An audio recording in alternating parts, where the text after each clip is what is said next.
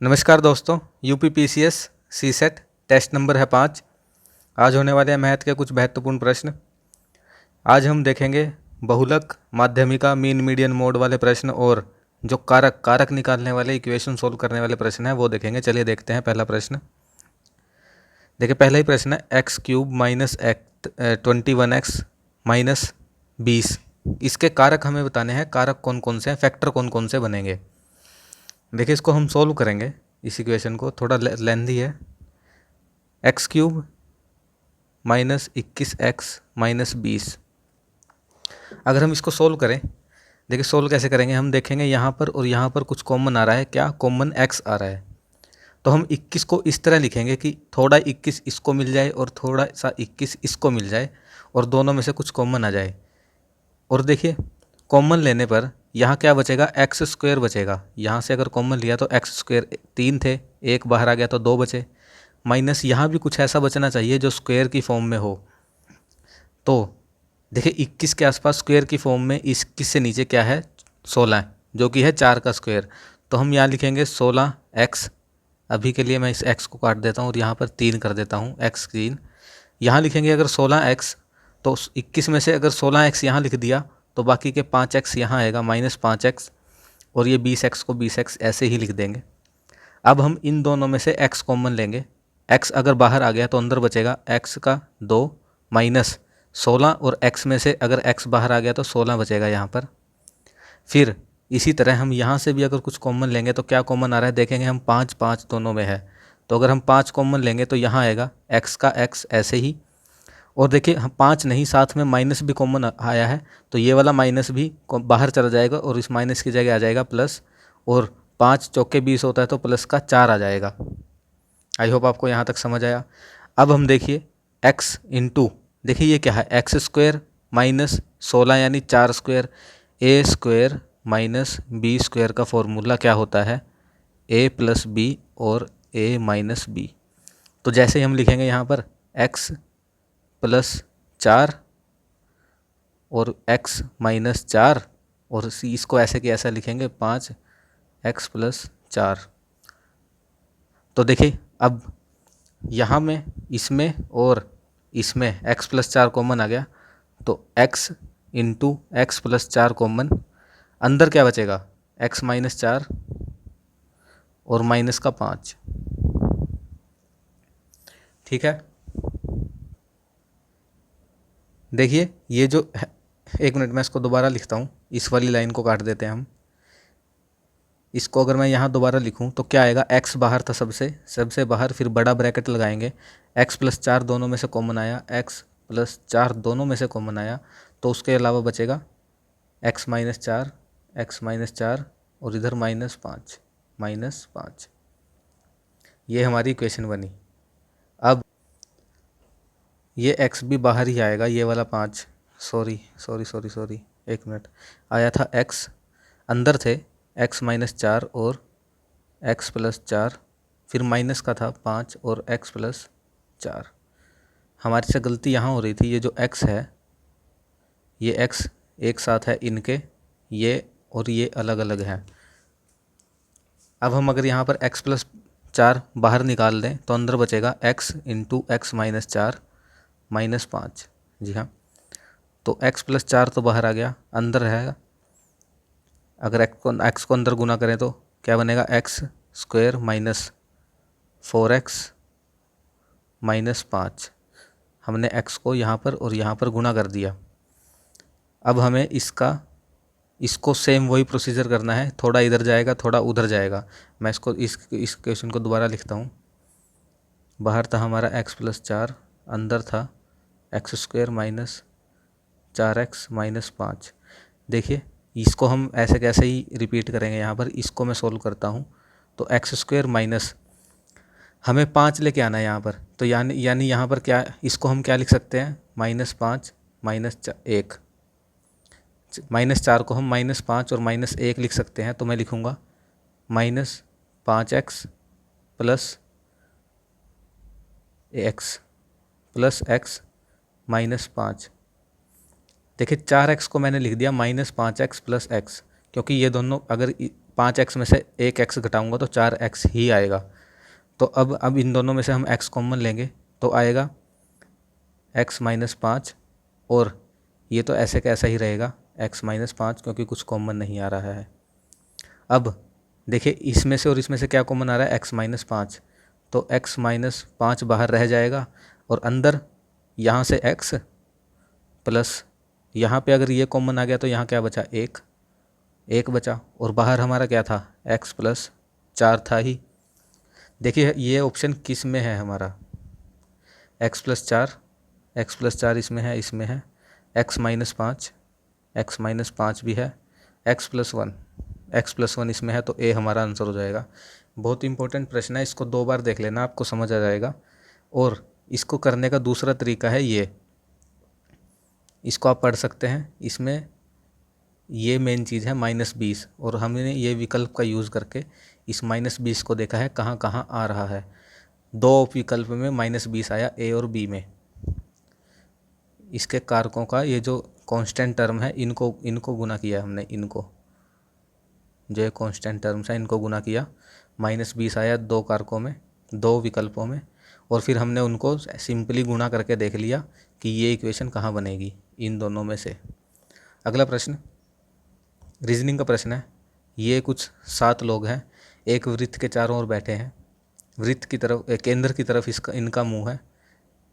चलो हम एक वृत्त बना लेते हैं, वृत्त बनाया, ये केंद्र है, 7 लोग हैं, तो 1 2 3 4 5 6 7।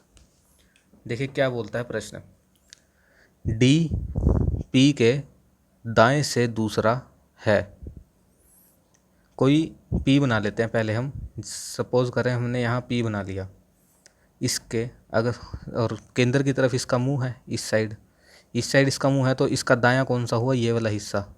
इसके दाएं से दूसरे स्थान पर डी है, इसके दाएं से ये पहला स्थान है, ये दूसरा स्थान है, यानी यहाँ डी हो गया, जो कि के दाएं से तीसरा है। कौन, पी की बात हुई थी, डी पी से है और पी के दाएं से तीसरा है। यानी अगर पी यहाँ है तो पी के दाएं से तीसरा, यानी 1 2 3, यहाँ पर के होना चाहिए, तभी तो के दाएं से, दायां अगर के का मुंह इधर है तो दायां 1 2 3, पी तीसरे नंबर पर हो गया। एक टी और डब्ल्यू है, जो टी है वो डब्ल्यू के दाएं से तीसरा है, और डब्ल्यू के बारे में बताया गया है जो डी का निकटतम पड़ोसी नहीं है। डी हमारा यहाँ पर है, इसका मतलब डब्ल्यू हमारा यहाँ नहीं आ सकता और डब्ल्यू हमारा यहाँ भी नहीं आएगा, क्योंकि ये डी का निकटतम पड़ोसी नहीं है। इसका तो डब्ल्यू या यहाँ आ सकता है या यहाँ आ सकता है, देखते हैं हम कहाँ आएगा। जो टी है वो डब्ल्यू के दाएं से तीसरा है, अगर डब्ल्यू यहाँ आया तो इसका दायां देखते हैं हम, ये दायां होगा 1 2 3, तीसरे नंबर पर तो पहले ही डी बैठा है, तो ये नहीं हो सकता, यहाँ पर हमारा डब्ल्यू होगा। अब इसके दाएं से तीसरा देखते हैं, इस तरफ इसका मुंह हो गया, इसके दाएं से तीसरा 1 2 3, जी हाँ, यहाँ पर हो गया टी हमारा। अब एम जो है वो आर के बाएं से तीसरा है, एम आर के बाएं से तीसरा है, लेकिन हमें एम और आर का कुछ नहीं पता। लेकिन देखिए एक ये है और एक ये है, अगर इसके बायां देखेंगे तो 1 2 3, जी नहीं, डी तो ऑक्यूपाइड है, यानी जो आर है वो यहाँ आएगा, क्योंकि आर जो अगर यहाँ आया तो इसका बाएं से, इसके बाएं से तीसरा देखें, नहीं सॉरी, आर यहाँ आएगा। अगर हम इसके बाएं से तीसरा देखते हैं, बायां कौन सा हुआ, ये वाली साइड, इस साइड 1 2 3, तीसरा यहाँ हो गया, यानी यहाँ पर एम है हमारा। हमें बताना क्या है, जो आर के बाएं से चौथे स्थान पर कौन सा है, आर का बायां 1 2 3 4, चौथे स्थान पर है हमारा डी, सी हमारा आंसर होगा। देखिए प्रश्न इंपॉर्टेंट है, थोड़ा कॉम्प्लेक्स लग रहा होगा आपको, अगर आप 2 बार देखेंगे और तीसरी बार खुद ट्राई करेंगे तो हो जाएगा। अगला प्रश्न, एक समचतुर्भुज है, उसकी परिधि है 30 सेंटीमीटर, एक जो उसका विकर्ण है उसकी लंबाई है 12 सेंटीमीटर, उसके दूसरे विकर्ण की लंबाई हमें ज्ञात करनी है। देखिए समचतुर्भुज बता देता हूँ क्या होता है, ये रोम्बस होता है, स्क्वायर की तरह होता है ये, जैसे स्क्वायर में सारी साइड्स इक्वल होती हैं, तो इसकी भी सारी साइड्स इक्वल होती हैं, बस ये 90 डिग्री के कोण पे नहीं होती। और एक और प्रॉपर्टी होती है इसकी, जैसे जो इसके ये विकर्ण हैं ये एक दूसरे को 90 डिग्री पर काटते हैं और एक दूसरे को समान समान काटते हैं, यानी ये वाली इससे होगी इक्वल होगी, ये वाली इसके इक्वल होगी। तो अब देखते हैं, इसका परिधि है 30 सेंटीमीटर। तो पहले हम इसकी लेंथ लंबाई निकाल लेते हैं कितनी बनेगी, क्योंकि सब बराबर हैं। परिधि होती है 4 गुना साइड बना 1 मान लेते हैं तो 30 हो गई। तो ए की वैल्यू आ गई 30/4, यानी 4 सत्ते 28 पॉइंट, 4 सत्ते 28 और 5 5.5 आ गई, यानी इसकी जो लंबाई है वो है 5.5। विकर्ण, एक विकर्ण की 12 सेंटीमीटर दी गई है, मान लेते हैं ये वाला विकर्ण है 12। अब जब ये एक दूसरे को बराबर काटता है तो यानी 6 यहाँ पर होगा और 6 यहाँ पर होगा, 12 हो गया। हमें दूसरे विकर्ण की लंबाई ज्ञात करनी है। देखिए इस वाले ट्रायंगल में अगर हम देखें, मैं काला कर देता हूँ, इस वाले ट्रायंगल में अगर हम देखें, ये वाला ट्रायंगल 90 डिग्री का कोण भी बना रहा है, समकोण बन गया। यहाँ हम पाइथागोरस लगा सकते हैं, हमारे पास 6 भी है, 7.5 भी है, हमारे ये निकल जाएगी, लेट कर लेते हैं ये x है। अगर हम x निकालें तो x आएगी पाइथागोरस, ये हमारा हाइपोटेन्यूस हो जाएगा, ठीक है, ये हमारा बेस है और ये हमारा पैरेलल, सॉरी परपेंडिकुलर है। तो x की वैल्यू होगी 7.5 का स्क्वायर माइनस 6 का स्क्वायर, क्योंकि x स्क्वायर प्लस 6 स्क्वायर होता है यही पाइथागोरस का नियम है। तो पाइथागोरस में ये क्या आएगी, x की वैल्यू हो जाएगी इसका स्क्वायर माइनस 6 का स्क्वायर, जो कि होता है 75 का स्क्वायर। निकालने के एक फॉर्मूला है, जैसे 75 का स्क्वायर हमें निकालना है तो 5 का 25 हम यहीं लिख लेंगे, और जो यहाँ पर 7 अक्षर होता है उसको उसके अगले से यानी 8 से गुना कर लेंगे, 7 8 56, ये आएगा 75 का स्क्वायर, यानी आया 56.25 माइनस 6 अगर हम इसमें से घटाएंगे तो ये आएगा 56 में से 36 गए 20.25 आया। और ये एक्स स्क्वायर की वैल्यू होती है, सॉरी यहाँ पर स्क्वायर आएगा, x square is equal to this square minus this square, तो ये आया 20.25। अब हम यही देखने के लिए 20 आया है तो ये होता है कितने का, 45 का स्क्वायर, क्योंकि 45 का अगर हम स्क्वायर करेंगे तो यहाँ पर 5 5 25, और इसको हम इसके अगले से गुना करते हैं, यानी 5 से, 5 चौका 20, 20 25 आता है। यानी अगर हम x की वैल्यू निकालेंगे तो आएगी रूट 20.25 यानी 4.2। लेकिन अभी हमारा आंसर नहीं आया, ये हमारी x थी, हमें ये पूरा यहाँ से लेके यहाँ तक का विकर्ण निकालना है। मान लेते हैं ये a है, ये c है, हमें AC निकालना है।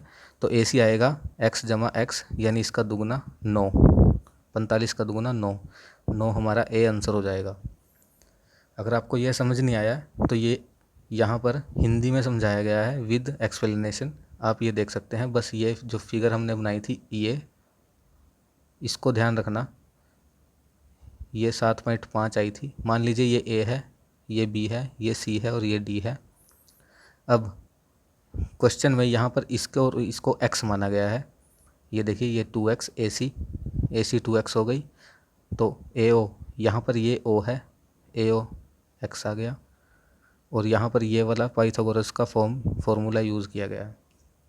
यहाँ पर ये H होता है, ये P और ये B।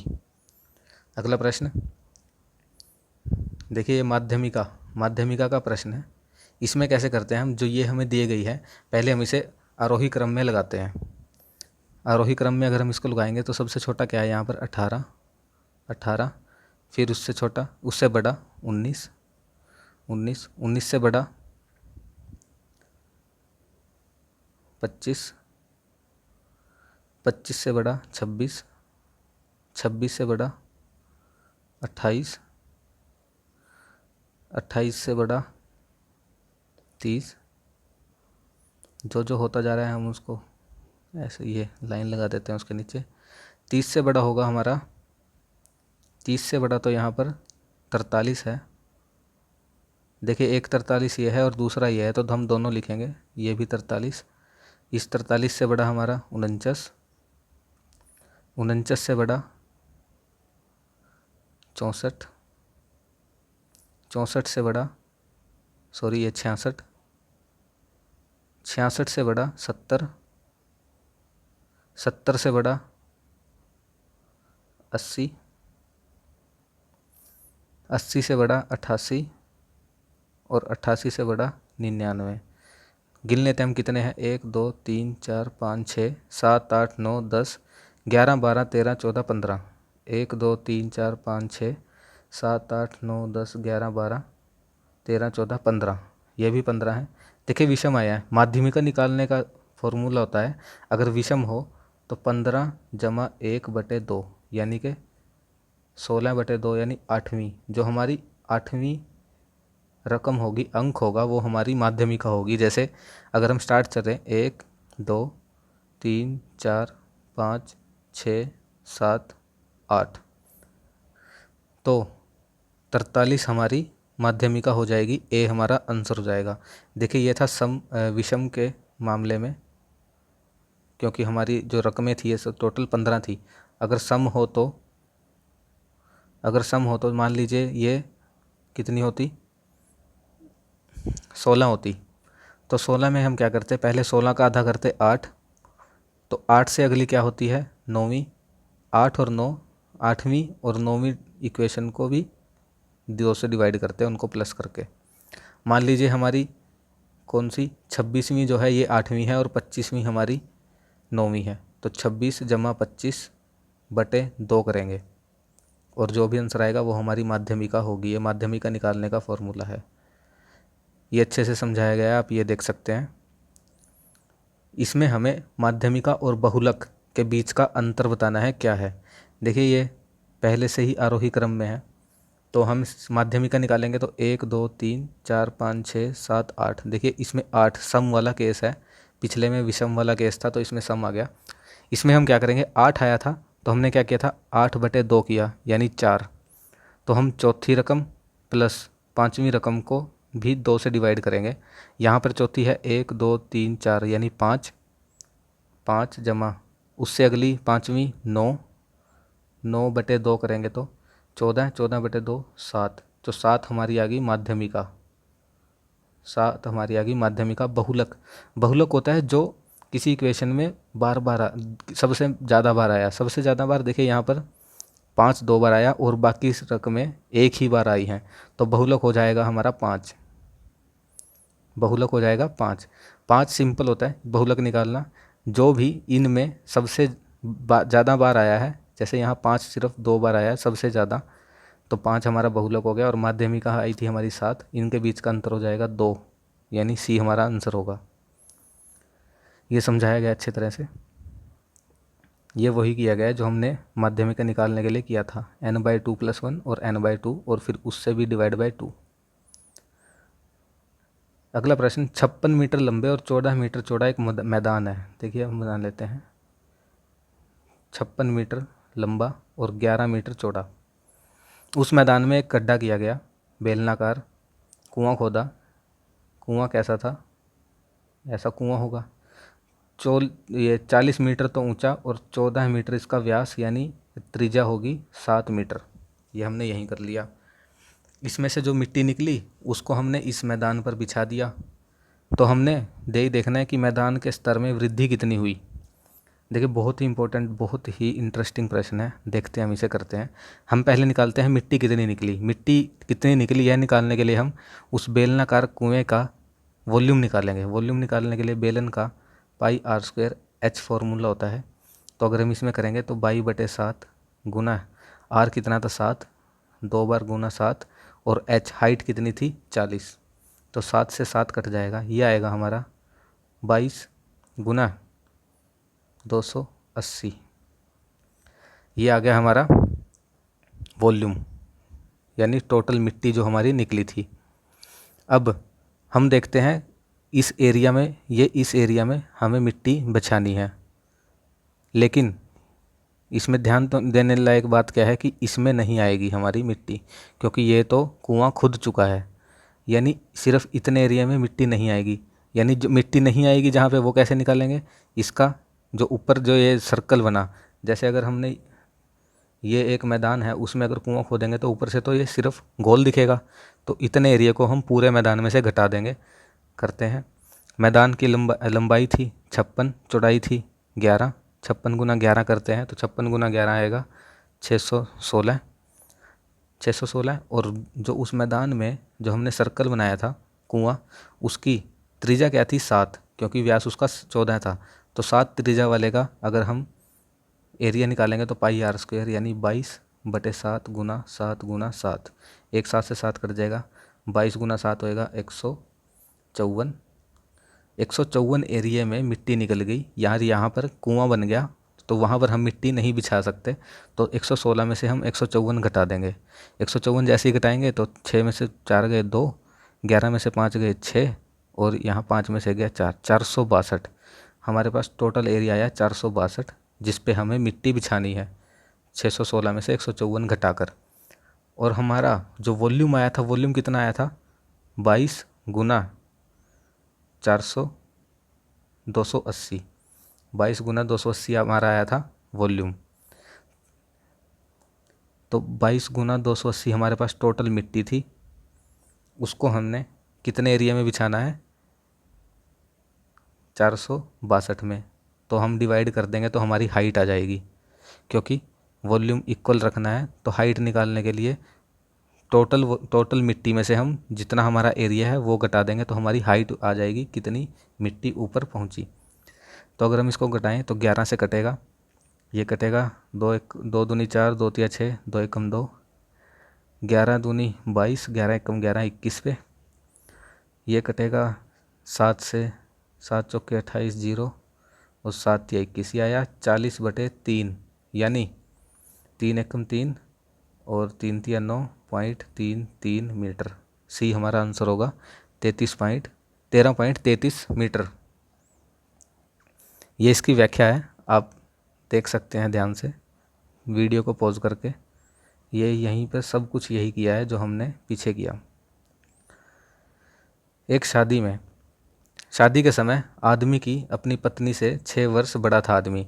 मान लीजिए उसकी पत्नी जो है वो x वर्ष की थी, तो वो आदमी कितने का हुआ x + 6। आई होप यहाँ तक समझ आया। कुछ नहीं है, सिंपल मैथ। x थी तो x + 6 हो गई। 12 साल बाद यानी दोनों के 12 साल बाद यानी दोनों में 12 साल ऐड होंगे। उसकी आयु उसकी पत्नी की आयु के 6/5 गुना है। अब हम देखते हैं आदमी की आयु कितनी होगी 12 साल बाद। x + 6 तो पहले ही थी, 12 साल बाद 12 साल और जुड़ जाएंगे तो ये हुई टोटल आदमी की एज इज इक्वल टू, पत्नी की एज क्या थी x और 12 साल बाद क्या हो जाएगी x + 12, कितने गुना हो गई 6/5 गुना। 6/5 गुना हम यहाँ लिख देंगे। अब 5 को हम यहाँ ले जाएंगे तो ये आ जाएगी 5x + 12 और 6 18, 18 पंजे 90 इज इक्वल टू 6x + 12 छिक्का 72। अब अगर हम 5 को इधर लेके आएँ और 72 को इधर लेके आएँ तो ये बनेगी 6x - 5x यानी x बराबर 90 - 72, ये आएगी 8 और 1 18। x किसकी थी पत्नी की, तो पत्नी की 18 आई, तो आदमी की कितनी आई उस समय शादी के टाइम x + 6 यानी 18 + 6 24। देखिए किस किस ऑप्शन में 18 और 24 है। 18 और 24 सी आंसर होगा हमारा। x की वैल्यू निकालनी थी और हमने जैसे जैसे प्रश्न बोलता गया वैसा वैसा हमने किया। ये एक्सप्लेनेशन है, आप देख सकते हैं। देखिए रमन मोहन से तेज़ दौड़ता है लेकिन करीम से तेज़ नहीं। हम इसको ऐसे करते हैं बार बनाकर। ये मोहन है, ये जो है रमन है, ये रमन है, ये मोहन से तेज़ दौड़ता है। तो मोहन का जो ग्राफ है वो छोटा बनेगा क्योंकि ये तेज़ दौड़ता है, लेकिन ये करीम से जितना नहीं, तो करीम का बड़ा बनेगा इसके मुकाबले। अब करीम सुमन से तेज़ दौड़ता है। जो ये करीम था ये कोई सुमन है, उससे तेज़ दौड़ता है, यानी सुमन का हम छोटा बनाएंगे ग्राफ। लेकिन अभिनव जितना नहीं, कोई अभिनव आ गया उससे कम, क्योंकि लिखा है अब अभिनव जितना तेज़ नहीं है, तो करीम जो था वो अभिनव से कम हो गया।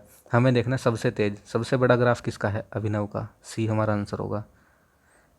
देखिए रमन मोहन से तेज़ दौड़ता है यानी रमन मोहन से ऊपर बना दिया हमने, लेकिन करीम जितना नहीं, करीम से नीचे बना दिया। फिर करीम की बारी आई। करीम सुमन से तेज है तो सुमन से बड़ा हो गया, लेकिन अभिनव जितना नहीं तो अभिनव से छोटा, ए सबसे बड़ा। इसमें हमें विषम जोड़ी चुननी है। बोतल शराब, बोतल के अंदर शराब, कप के अंदर चाय, घड़े के अंदर पानी, ये सब सेम है, लेकिन गेंद के अंदर बल्ला नहीं होता। बी हमारा आंसर होगा।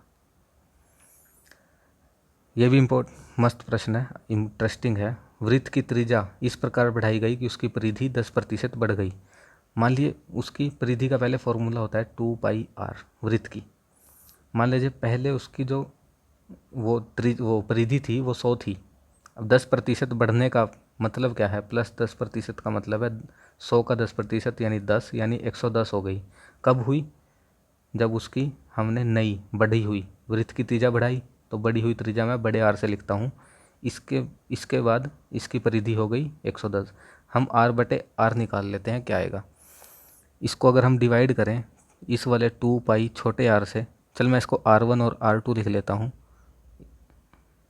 R1 और R2, तो ये आएगी 100। तो 1 0 से 1 0, 2π से 2π कट जाएगी, यानी R2 जो नई थी डिवाइड बाय R1 कितना आया? 11/10। अब इसी का यूज़ करके हम निकालेंगे क्षेत्रफल। क्षेत्रफल क्या आएगा? पाई R² बटे पाई छोटा R1² इज इक्वल टू, इसका स्क्वायर करेंगे तो 121 और इसका स्क्वायर करेंगे तो 100। पाई से पाई कट जाएगा।